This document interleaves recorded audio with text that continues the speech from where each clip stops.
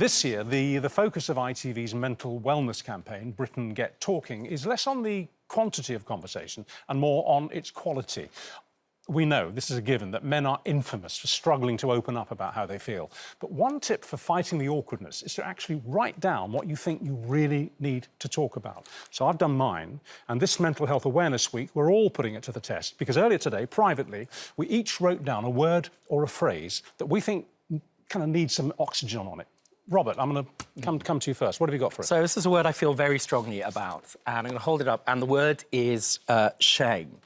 And that, in a nutshell, is what society tells us, conscripts us into believing what a man should be. It's the dark matter that prevents men from reaching out for help, be it their physical health or their mental health, from being themselves. And, of course, I speak about this as a gay man, growing up around that word and all of the emotional violence it does to so many people.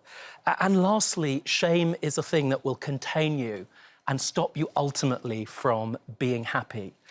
And above all else, what we need to do is to think about what that word means, and to free ourselves is to think in this sort of way. The world doesn't get to determine my narrative. I do. And I think this is a moment really to empower ourselves and to throw off that word. I want to throw it behind me. And that ultimately is, for me, what throwing off shame is. So, Rob, were you in shame when you, as you were growing up, you realised you were gay? Did you go through a period of being in shame about that? Sure. I mean, it's impossible not to be. You think about what it was to be in the closet or to be gay in the 1980s, swirling around fear and around that word again, shame, and what it meant to be something furtive and to be different. And that applies to so many people. And, of course, it's not just the gay lived experience. You might be suffering with a mental health condition. You might have a health complaint. It could be something deeply personal, but you won't reach out for help because society, other people have told you should be ashamed of that. The answer to that is to rearrange these words. Get lost. Yeah. Really well put. Martin, what's your word? My word has to be something that's really close to my heart, which is male suicide. I don't know if you saw recently, my boy did a documentary on TV where he approached the subject because he was driven to that documentary because he lost a close friend of his, a close friend of mine as well, Joe Lyons, who was producer Joe at Capital Global, who was the loveliest of men. And we were literally out to dinner with him like 2 nights before it happened. So, and no one could understand why he did it and why he decided to do it. But what we're trying to do here is just to open up the conversation and get people that are in that position to be able to feel like they can talk to one another. You know, depression that is hidden is a very odd thing. You know, I've only ever been in that kind of depression bubble once in my life when I was ill back in 95 now, you know, when I suffered the whole brain tumour stuff. And you are literally in a bubble where you don't know what is going on outside of that. And you feel like you're the only person in the world. And I think sometimes when people try and talk to you when you're in that bubble, it's, you can't even hear. The person in the middle of it doesn't hear the conversation. As much as we say, let's talk to each other. And I think sometimes it might even be better to write your thoughts down that you want to give to that person. Let them read it. You know, send them an email. I so agree with you. I think very often conversations which you can't have verbally, you say you can write them down. You can write them down with a ballpoint. You can send an email, and it's easier to do that sometimes. I think but it sometimes has the same effect. It makes more effect to write them down. And because I've been in the middle of that bubble myself, and I felt that depression where you can't hear what's going on outside of you. No one can.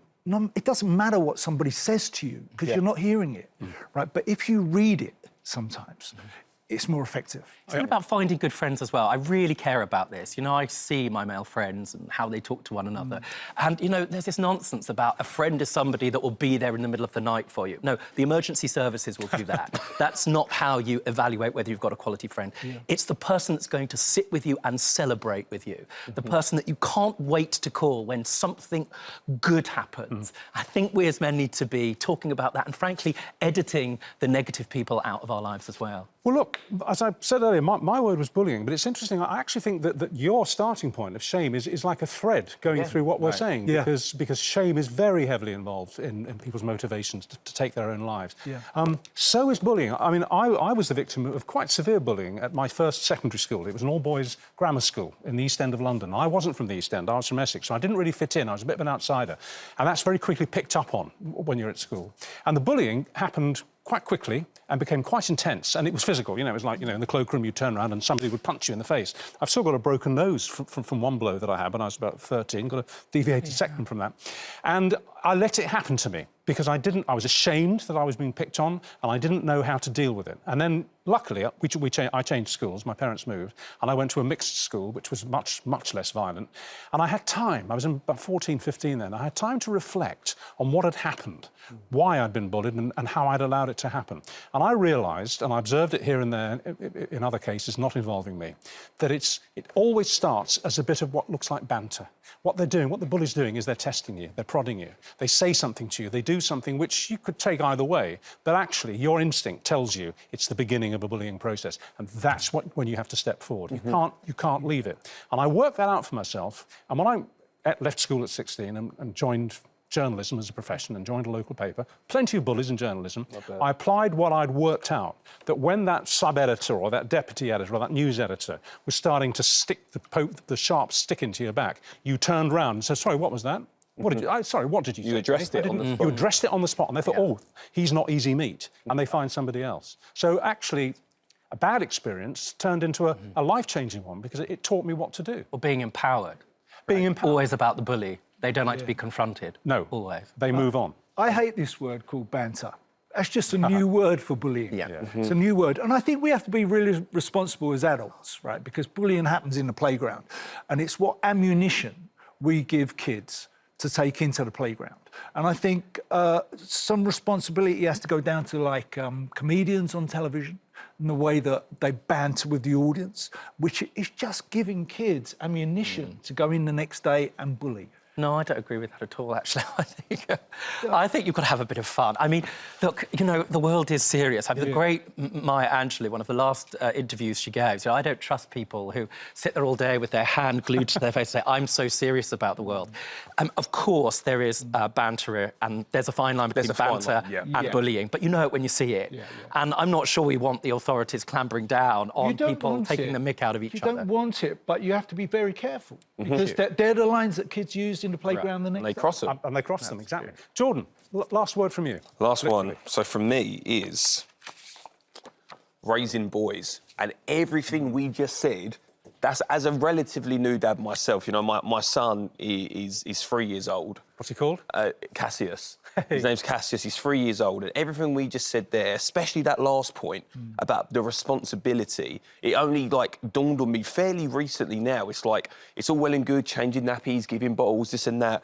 And it's as his character's coming out more, as he's saying certain things, as his behaviour shifts, when he has a negative emotion, when he gets angry, when he's upset, how he responds to anger, even with his little sister.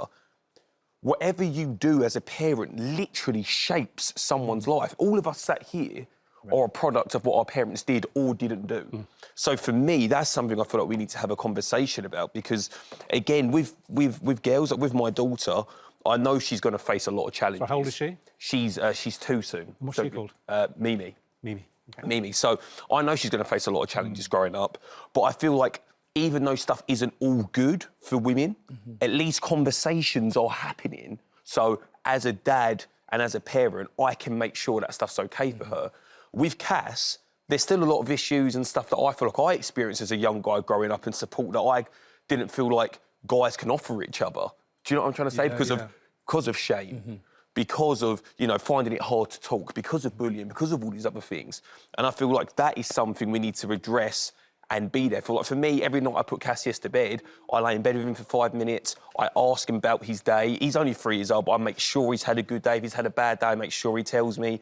If I've been short with him or I've had a go at him or I lost my temper, I make sure I apologise in that moment and when I put him to bed, because I don't feel like a lot of parents hold themselves accountable in those situations either. You know, people put themselves in a situation where they're like, I'm the parent, so I'm right.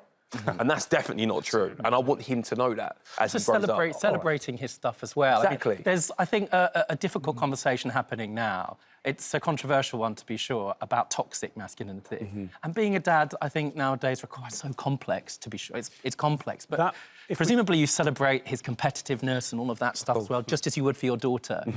I mean... If we come back and do this again as the same group, we must talk about toxic masculinity. I agree with you 100%. Don't point at me, Richard. It's the deal.